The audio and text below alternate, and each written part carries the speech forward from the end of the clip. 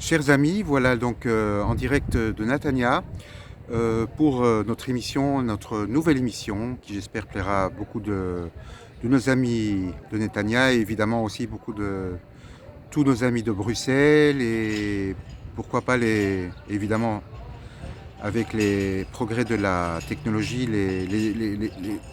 les amis qu'on a connus il y a longtemps à Bruxelles, etc. Donc on est actuellement en contact et c'est assez sympa.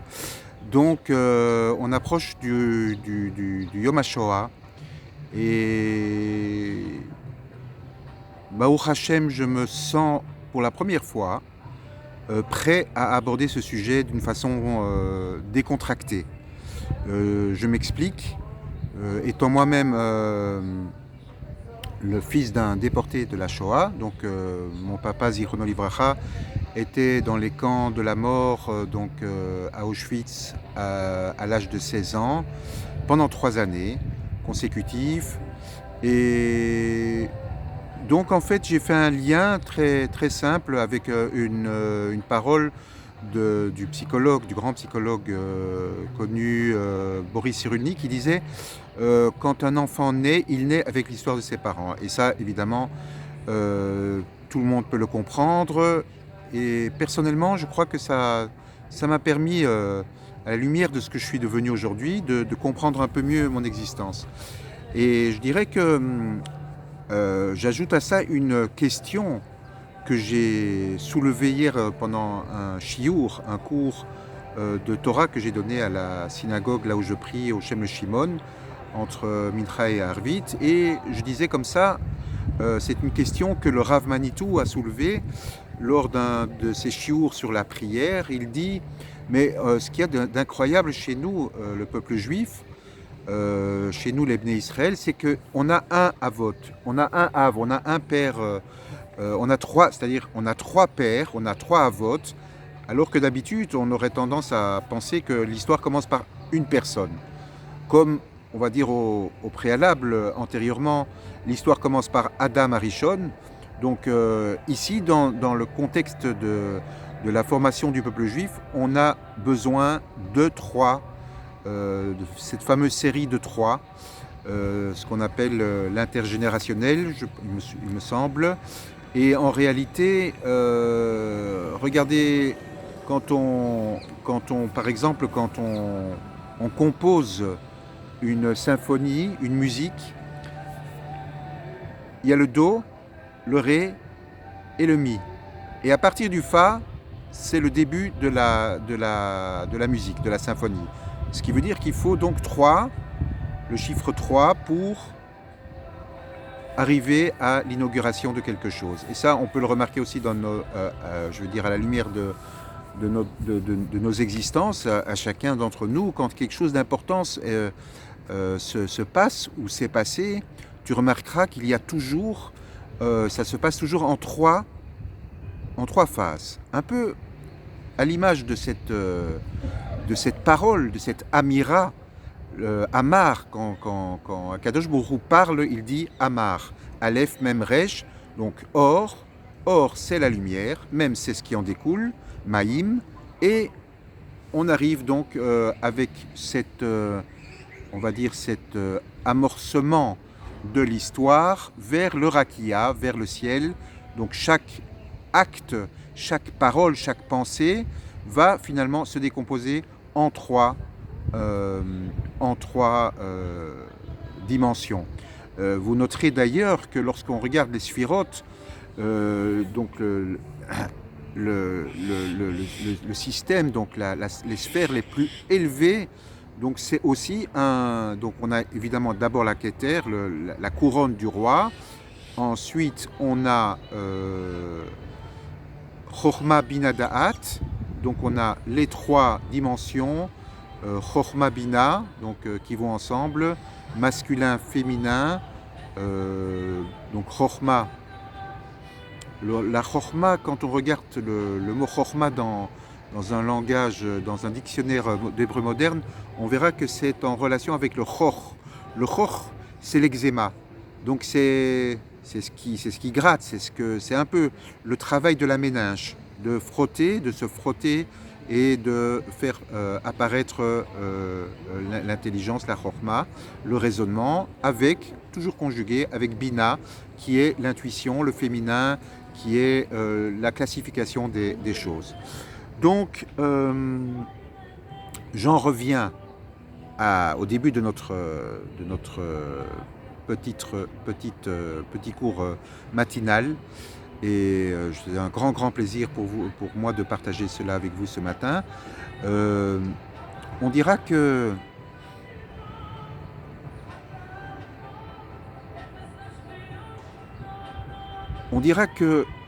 par rapport, là je parle de ce que je connais, de ce que j'ai connu, enfin surtout de ce que je crois que je voudrais dédier aussi ce cours à la mémoire de Michael Amram, des éditions du Rav Aviner, que j'ai connu donc ici en arrivant il y a 17 ans en Israël.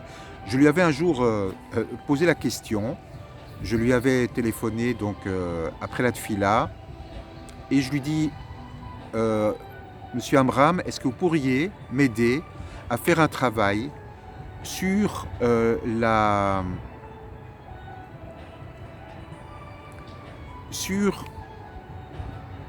place de la Shoah dans toute l'histoire universelle. Donc en partant de Bereshit jusqu'à la Shoah, en passant par la Shoah, jusqu'au temps messianique. Et donc finalement est sortie de cette discussion une très belle introduction. D'ailleurs, ce qui est l'introduction de mon livre Les Gardiens du Livre, que je recommande comme il se doit à tout le monde de se procurer. Donc vous pouvez les trouver, on peut le trouver actuellement à Bruxelles. Donc vous pouvez m'appeler ou m'envoyer donc un message via mon mail samuelwalzer0@gmail.com, et donc je vous dirai comment faire pour vous le procurer à Bruxelles. Donc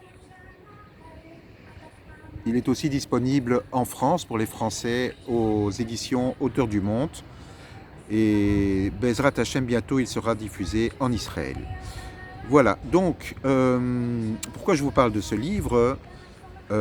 D'abord parce que je pense que le travail qui a été réalisé sur une dizaine d'années et qui a été aussi donc il n'y a pas longtemps présenté à la maison avec le soutien de la Maison de la Culture Juive et du Rav Yoni Kriev.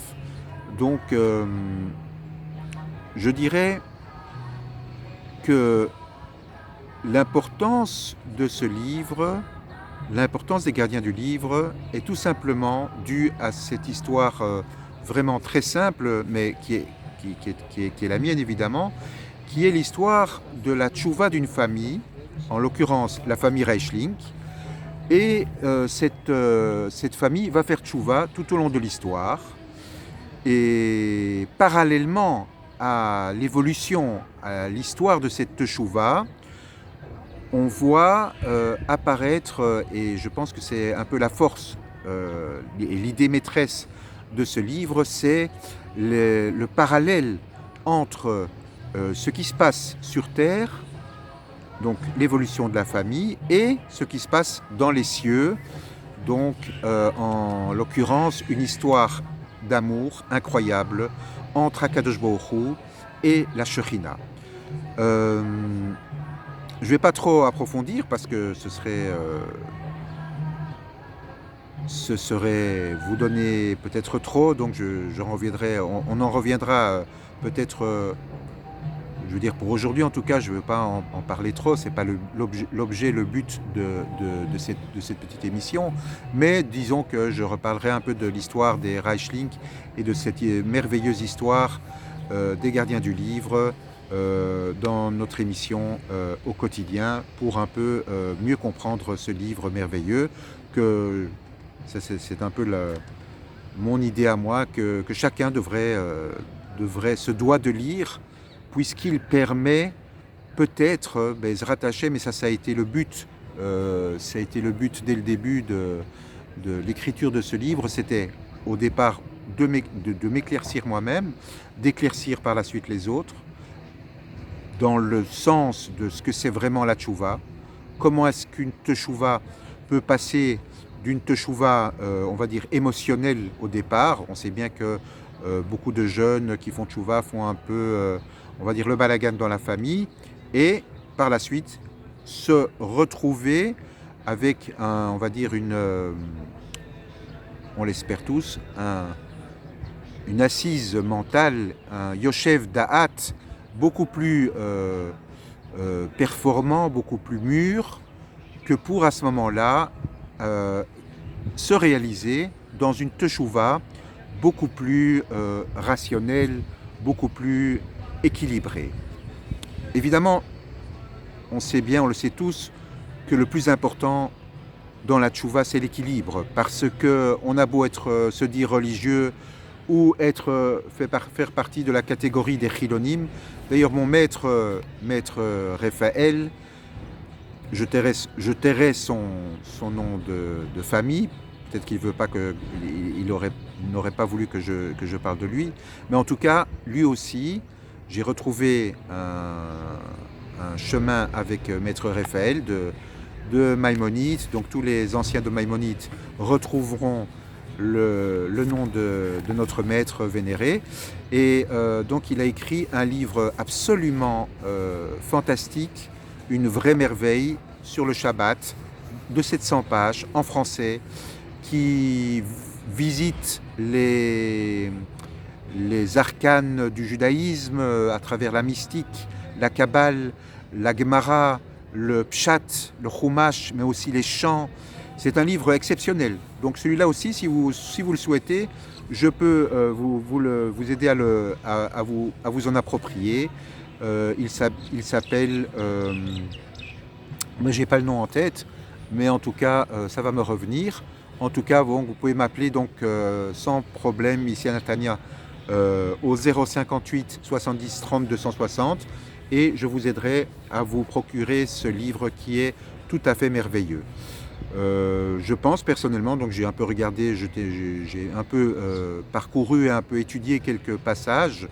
Je pense que en la matière, si vous vous intéressez, si le Shabbat est pour vous, évidemment, il l'est pour tout le monde, le point central de notre semaine, voire même de notre existence, puisque c'est ce jour béni qui nous donne quand même les bonnes énergies, qui nous permet de nous ressourcer complètement, de revenir à Dieu, de faire teshuva à chaque semaine. Donc, je reviens à la symphonie en 3 temps, et c'est l'introduction donc des gardiens du livre, et nous abordons ici en fait de plein pied cette symphonie en 3 temps. Donc cette symphonie en 3 temps va retracer les étapes suivantes. La création du monde par notre Créateur, qui crée l'homme, création qui se poursuivrait jusqu'à la révélation. Alors, une petite remarque à l'entrée de ce jour important, donc qui est bientôt, donc c'est mercredi, le Yom HaShoah. Alors je dirais que en regard d'un cours que nous avons eu hier avec le Rav Moshe Amar, ici à Natania, on remarquait dans ce cours, le Rav remarquait qu'il y avait 9 séquences, 9 paroles de création dans Bereshit, c'est-à-dire que chaque fois Vayomer Hashem Vayehi Or, etc., etc., en passant de la lumière aux animaux, à la création des animaux, de l'homme en finale, puisque c'est l'aboutissement de la création. Et il y a 9 séquences. Et en fait, il en manquerait une, puisque on dit Ba'asara Ma'amarim Nivra et Haolam, que le monde a été créé par 10 paroles. Alors pourquoi il n'y a que 9 séquences? Alors ça, c'est relevé dans la Gemara. Donc la parole qui manque, c'est la parole Bereshit, donc qui est le premier mot de la Torah. Voici donc on va aboutir alors à ce moment-là à la révélation avec les louchot et les 10 commandements, qui est donc la révélation de la volonté absolue de notre Créateur, qui est la Torah, qui est la carte d'identité d'Israël réussie. Ce mot est important, le mot de la réussite. C'est pas utile de revenir sur les réussites qu'ont généré au cours des temps le peuple juif, Israël. On pourrait se poser la question évidemment pourquoi. Qu'est-ce qui fait que Israël particulièrement réussit? On va dire, on va répondre d'une façon très simple, qu'on est quand même le trésor d'Akadosh Baruch Hu, qu'on est censé transmettre la lumière de la Torah, la lumière de nos racines aux nations, au monde entier. Et donc, à ce titre-là, on peut dire qu'Israël, puisqu'il est en regard direct, et surtout lorsque nous vivons en Israël, et j'encourage Bezrat Hashem à tous ceux qui veulent l'entendre, de venir Bezrat Hashem Bekarov nous rejoindre ici en Israël, évidemment, si cela est possible. On sait bien qu'il y a beaucoup d'obstacles pour l'Aliyah. D'ailleurs, j'ai rencontré dernièrement un monsieur, donc un ami, on s'est très vite compris, un monsieur donc qui dirige une association qui est fort médiatisée sur Facebook, qui s'appelle Aleph Bina. Ce monsieur est très très sympathique, extraordinaire. On s'est rencontrés ici au Bet Rabat de Netanya et nous avons nous avons abordé pas mal de sujets, et notamment l'Aliyah. Donc je vous présenterai bientôt un condensé d'une rencontre que M. Jacob Atlan et moi nous préparons sur une Aliyah plus intelligente. Et Bezrat Hashem, nous organiserons quelque chose de bien à ce propos. Alors donc voilà, il me disait, ce qui est important évidemment, et il me le dit d'emblée à notre rencontre, que de toute façon, on n'encourage personne, on ne pousse personne à venir en Israël évidemment. Il dit, oui, ce serait bien pour les personnes, les personnes qui sont célibataires, ou pour les pensionnés qui ont déjà leurs assises financières, mais c'est certain que pour les couples, les jeunes personnes qui veulent démarrer leur vie, c'est pas une chose facile, mais je dis, ce n'est pas impossible. Ici, Akadosh Baruch Hu, il est proche de nous, et au plus nous nous élevons, au plus nous cherchons à faire une vraie teshuva, au plus nous nous impliquons dans l'étude de la Torah au quotidien, au plus Akadosh Baruch Hu s'occupe de nous personnellement. Il y a une Ashgacha Pratit ici, c'est tout à fait incroyable. Et donc voilà pour cette petite émission. J'espère que ça vous aura plu et je vous souhaite un shalom à tous, Bezrat Hashem, que nous soyons tous réunis, Be'eretz Israël, Bekarov.